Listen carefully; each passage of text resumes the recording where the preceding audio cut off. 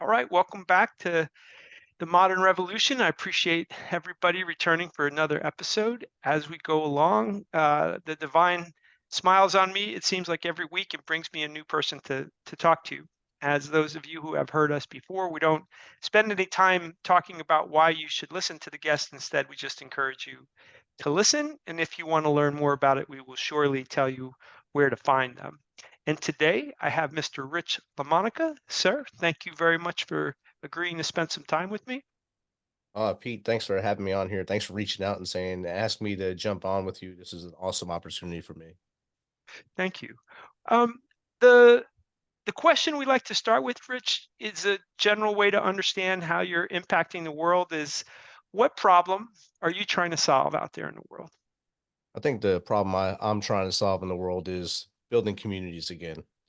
We sort of went away from the community based lifestyle, I would say, before even social media started. It happened slowly at the end of the 80s into the 90s. And then of course with the explosion of social media and the internet, we kind of lost community completely. And then, of Okay. course, in 2020, when Mr. COVID came to town, Yeah. people just stopped looking at each other, stopped talking to each other, and they all looked down at their phones all the time. Right. So my goal is to have people look those 3 inches up Yeah. and say Yes. hello to people, start cleaning their neighborhood, spread it out to their suburban area, then to their community, to city, until we start getting along a lot better like we used to. Yeah. I mean, I'm 53, so I'm neither. Well, other people consider me old, but I don't think of myself as old. And but I'm not a young man. I mean, that part I'll concede. And so I, Right. I feel like I've felt the change over the from my childhood to now. And I think about being a kid in New York, and the rules were I had to hear my mother's voice at 5 o'clock, so she really knew. Had no idea where I was, and Exactly. yet, I managed to survive a childhood without somebody knowing where I was every moment of every day. And in some ways, I think it was a trust in the community to, let your child run wild in a certain sense. So, what are the hallmarks besides the looking at your phone of how things have changed? And maybe in your childhood, maybe they were a certain way. You may be old enough to have not had a cell phone when you were a kid. Like, what did it look like then versus now? What have we lost? We lost the ability to talk to people face to face, and I'm the Yeah. same age as you, exact same age as you. I'll Okay. turn 54 this year. I grew up in New Jersey, so not far from the same city life that you lived.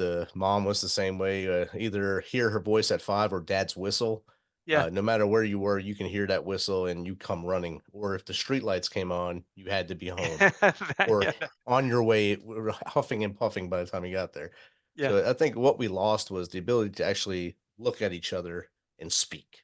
Right. We Right. don't have that any people. You can go out anywhere in your area right now, and you can go to a restaurant and have 3 people at a table, and they'll be texting each other instead of talking to each other Yeah. and Yeah. not being present in the moment. That's what we've lost. No one's present. Right. Um, well, as you made, so if I'll, by the way, my birthday is September 23rd, just in case we're born on the same day as well. Y- I'm a turkey baby. I'm a Thanksgiving baby. November Okay, 24th. excellent. Yeah. All right. Oh, so I am your elder, I guess. Yeah. Yes. So yeah, Yes, it's sir. hard to talk to somebody, it's such a young generation like yourself. But I'll try to make sure I don't make any references you don't understand. Just do Um, your best. so when you and I were in high school, um, the I didn't have a VCR, I didn't have a home answering machine. So if I wanted to talk to somebody wanted to talk to me, they had to is a space shuttle launch of coordination. You had to know what time, all the rest of it. Like the phone had a long cord that Oh, yes. I pulled from the common area into my room so I could talk to my friends saying whatever the heck I wanted. Um, when you moved out of adolescence into adulthood, what direction did you take? Like where'd you go in those times of your life? So I went in the army in 1993. So I was 22 years old when I went in the army and spent 22 years in the army. So most of my adult life was in the army. Hmm. Uh, so I retired in 2015. Prior to that, I went to St. Peter's College right there in Jersey City. I played college football there for a couple of years before realizing that I knew college wasn't for me. I just went because my dad told me enough of us had joined the military not to go in, and I did it as long as I could. And I was like, I'm old enough, I can do it. I'm out. And I went in Right. the army and spent time all around the country, all around the world, and got to take a couple trips, 4 trips across the pond to go meet people that hated us and come back home. So in the military, where your choices are a little more circumscribed than when you're not in the military, what type of communication? So you would have been through this transition Oh yeah. of no cell phones to cell phones, and to, I think of the military as doing a very good job of creating community and camaraderie as you know, forgive me for appropriating the phrase, but it's like mission critical, right? I mean, you can't Yes. go and do the things that you're going to do if you don't have a certain cohesiveness at the various levels. So coming out of, or not coming out of, but as you made those transitions, maybe you can describe how that affects even the military environment, because it's probably a little different than how it would affect the civilian environment, this transition. On 100%. My first tour to Korea, I went by myself, me and my wife. It was our first anniversary when the Army said you go into Korea. So I went by myself. My wife moved in with my parents in New Jersey. And you get there and you're only allowed one phone call a month. So one Wow. phone call a month, and it's 10 to 15 minutes. And besides 10 to 15 minutes, when you say hello, it's like a hello, one, two, three, four. Then she hears the hello. Yeah. And then you don't know if you're hearing each other. And like the first couple calls just hung up, but she thought no one was there. Right. So we had to get used to that timing to do that, and then, you had AT&T phone cards along the way, and I just talked to another veteran last night. We were talking about the AT&T phone cards, and I Right. told him for some reason I still have one in my wallet to this day. I still Yes. have my emergency AT&T phone card in my wallet. And he just started laughing. He said, "Because I still have mine on my desk in my house." How I said, funny. "There you go." Because you always had that. You always needed that phone card when you, especially like my first time in Kuwait, or actually when 9/11 occurred, I was in Kuwait when it happened, and I Right. had that trusty phone card, so I was able to call home back to Jersey Wow. since the World Trade Center was right there, Sure. and just to make sure they were okay, and mentally and physically, of course, Yeah. and excuse me. And that phone card, I mean, it zips through the minutes zip through. So it's like 15 minutes goes zoom, goodbye. And all right, I can hear their voice. They're awesome. I'm awesome. And I think it was after that when I came back to the States, you started seeing the trickling of cell phones coming into the force. So it was like Right. 2002 ish. And those flip phones and stuff like that. Well, there were some actual non-flips at the time too, but they're Right. real tiny, and so not everyone had one. So it's just usually people that maybe had all their bills paid had cell phones, or Yeah. had enough money at the end of the 2 week pay period Right. to have a cell phone. And then, like you, as you know, it exploded from probably 2005 on, Sure. with every year a new Apple comes out, and then Samsung came into the game, and now you have an Android every year, an Apple every year. So now you have people walking with basically a TV monitor with them, sometimes talking. So it's a real weird transition that way. Hmm. Well, right. I mean, when I think of those days, I think about being in college in 1988 myself, and I went to Texas, and my parents lived in Arizona, and so I was working primarily to pay for my long distance bill, right? Like Yes. I long you, nobody thinks about it who's younger, that like that it used to be expensive to call beyond your local area, and so it was a precious resource. You know, you had the card. For us, you know, for me over the years, it was the same dynamic. Like I either paid in whatever apartment I lived to call out of state to my folks. So, I mean, for me, it's a mixed bag, these cell phones, because my daughter is traveling abroad right at I have 4 daughters. One 2 of my daughters are traveling abroad right now, which is Wow. so lucky, right? And Yeah. one of them FaceTimed me from Italy. Outstanding. And so, which is like a pleasure, I can't tell you that she wanted to do that, but also there was no latency. So no, "Hey, dad, 1, 2, 3, 4." It was Right. immediate. It was $100 for unlimited data for her trip out there. As I, you know, I would blow through $100 in a month talking to, you know, my parents or whoever. Right. Um, so is there an offset to what you're talking about? Because I find that a way that I'm connected that I wouldn't be back then. Um, and that seems to me also true in terms of the shaping of community. It definitely is, and it's a blessing and a curse at the same time. So Yeah, it's a blessing where you can sit in where you are speaking to your daughter in Italy, and like you said, no latency whatsoever, and you're able to see that she's smiling and happy on FaceTime. And right. it's not just a voice call now. It's just like me and you right now on Zoom. That's exactly It's how it it's was. it's just like us. We're streaming and you're streaming with her, but you're not doing it in a restaurant, or you're not doing it while Yeah, you're yeah, walking down the street. You're doing it in the comforts of your home. Hopefully, she's doing it somewhere where she's safe, yeah, maybe in a cafe or something over there. But make sure if we can do that and not be present. So if you're with a group, maybe just put the phone away for 10 minutes. You're with the yeah, group you wanted to be with. right. You should not be worried about anything else. Enjoy the moment. Enjoy the times we're in. Yeah, yeah. That's so true for many of life's discomforts. I mean, we're often plagued by the past or worried about the future. I mean, that's sort of the spiritual disciplines of most of the spiritual traditions of the world, that our lack of being present is a source of suffering in a lot of ways. So maybe you could describe some of the ways in which you are trying to shift people's perspective away from this disconnection and into connection. Could you tell us a little bit about what you're doing? Well, I started it with my first book, 13 Step Guide to Success. So I wrote 13 steps to be a successful human, not to be rich, not to be good in business, Right, it's not necessarily it's kind of a self-help book, I guess. right, But there's steps that you have to take to find your people, find your circle, right, get close to that circle, then branch that circle out. And like I said earlier, look up 3 inches to the person in front of you and say hello, smile. You might make that person's day. That person might be having the worst day in their life. You smile at them, it right, just might make it turn around. Look down and pet a dog. There's probably a dog walking right next to you. You don't even know it. Say right, hello to it. And dogs love attention, no matter how mean they look, they love attention. Just start little small pieces and move out. I tell people, read books. Sit down and read a book. Read right, one book a month. That's only 12 books. You can do it. And you can break it down to X amount of fiction, X amount of nonfiction, X amount of tech or self-help books. right. And that way you break it up the whole year and you have something new. Learn something new every day. And Right. you'll start building those building blocks to be a better person and then build that community and move forward. Yeah, I mean, that's that that to me, I mean, the being present also speaks to what you're talking about in terms of attention. In that, and I can see this in myself.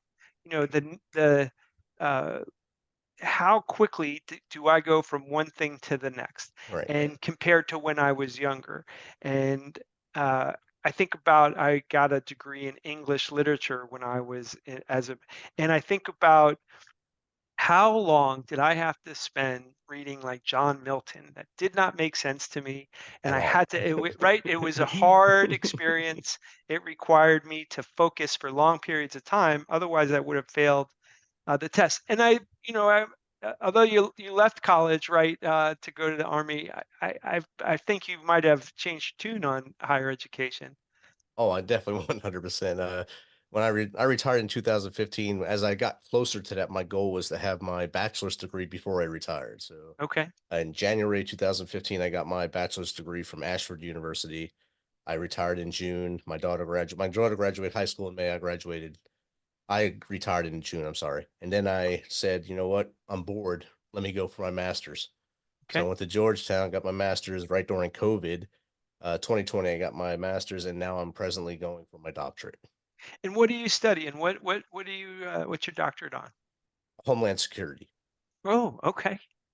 That's interesting. Do you have an opinion about how uh, the public policies either support or detract from our ability to create community?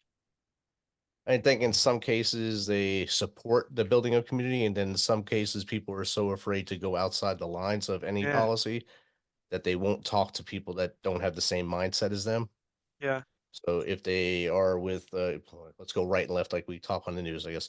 So right, if you're on the right, you don't talk to people on the left because they're bad, or the left, you don't talk to people on the right because they're bad. right. When I first retired, the first job I had, they assigned you a battle buddy, a buddy to get you involved with the company. And my buddy was the polar opposite of me. So Okay, coming from the army, I was conservative, Republican. She was Democrat, liberal, and we'd go to coffee and we just talk like Right. two humans. We talk and just share our opinions on stuff. And what you learn to realize is that we all want the same thing. Sure. We want our country to be the best country in the world. We want everyone to be successful and everyone to have a great life. We just use different verbiage to get there. Right. So we just need to meet in the middle and make things happen instead of saying I have to do everything this person says or everything this person says. I I when I look back on discourse in the public square, I on occasion I watched the debates of George Bush Sr. and Ronald Reagan. And in the 80s, my family had the contrary view to the popular view about Reagan, and it felt like hardball politics at the time, like super rough talk, super rough this and that. And when I go back and listen to the way that those people talk to each other, it was so sort of refined, and there was a courtesy that isn't present in today's. And so our politics sometimes feels like they're reflections of the time, and so I agree, uh, you know, like the whatever box you put yourself in, there's somebody's not in that box, and so they're trouble to you. Um, did this perspective come to you in an epiphany, like you all at once, or did it take place over time? Like, how did you decide this was how you wanted to spend your energy? So in 2012, I was in Afghanistan on my fourth combat raid. I'd been wounded, and me and on my team was in charge of the combat outpost we were on. And another Okay, team came in, and there was another senior NCO like myself on that team, and we were both hard heads. Both of us are hard heads. It had to be our way, our way, our way. But right. we wouldn't talk to each other. We would just do it and make our guys go and do things opposite just on purpose. And Okay, then someone senior to both of us said, "Hey, you two need to sit and have a Coke." I was like, "I don't want to have a Coke with that guy. I don't want to do anything with him." He said, "You right. two need to sit and have a Coke." So okay, so we sat down, we drank a Coke. It was probably the best Coke I've ever had. 'Cause it was pretty cold and it was in the middle of the summer there in Afghanistan. Right. And we had our come to Jesus moment. And Okay. we realized that we want the same things, that we're both two hard head leaders to get Right. it right the first time.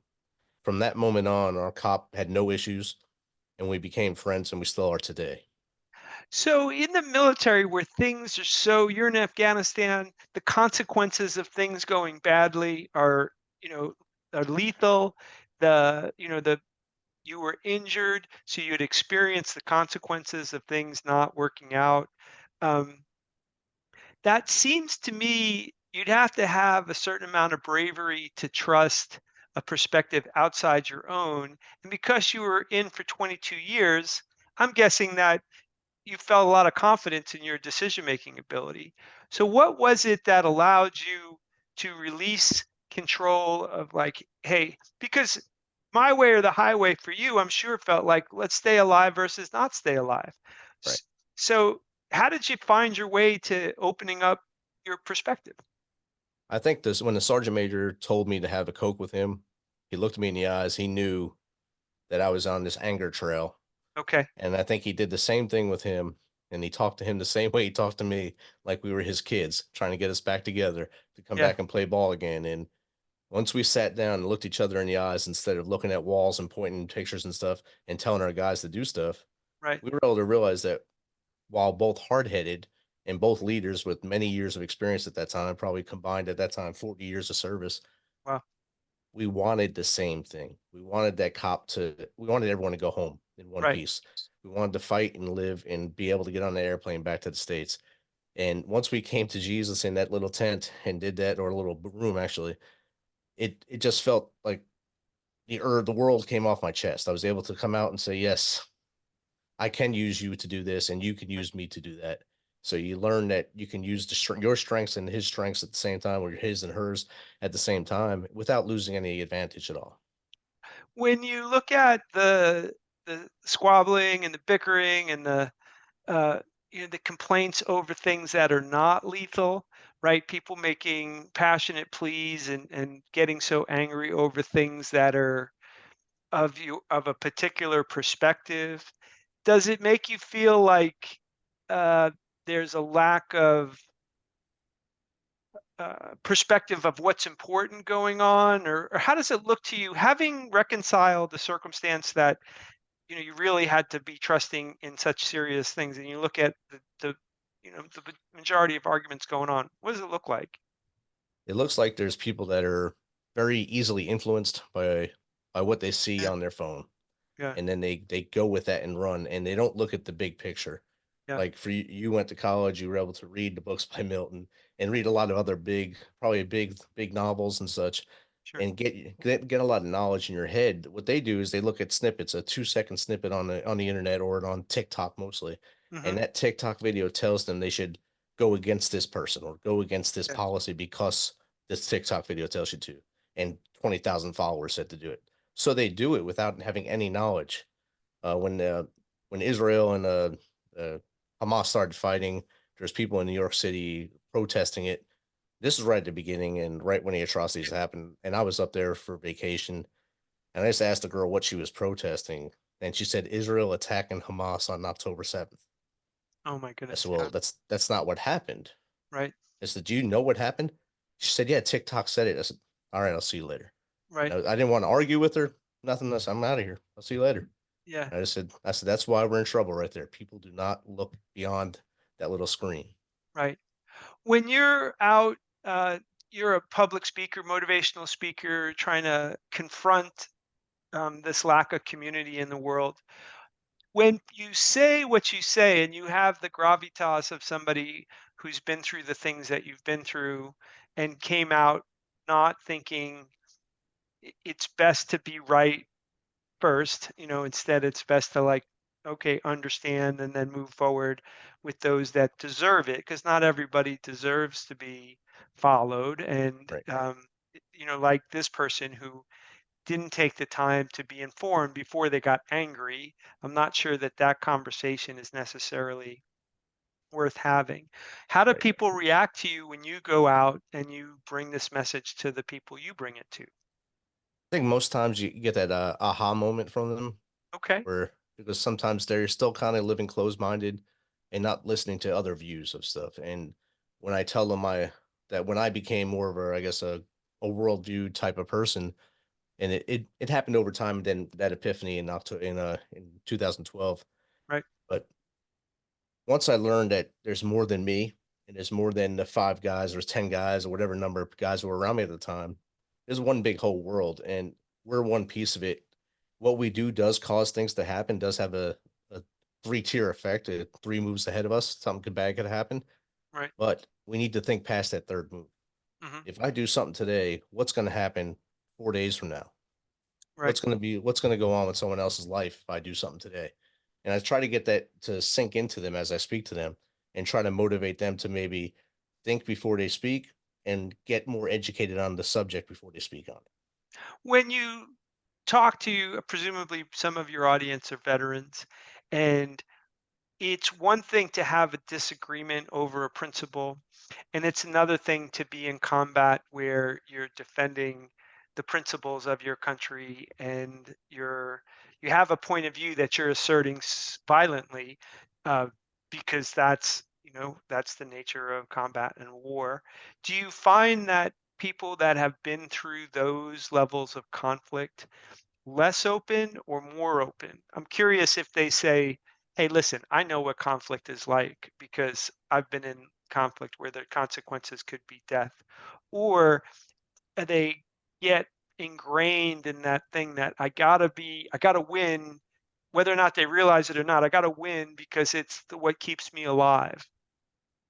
I would say it's about a 50-50 split with veterans on Okay, how their mindset or their thought process goes in this situation.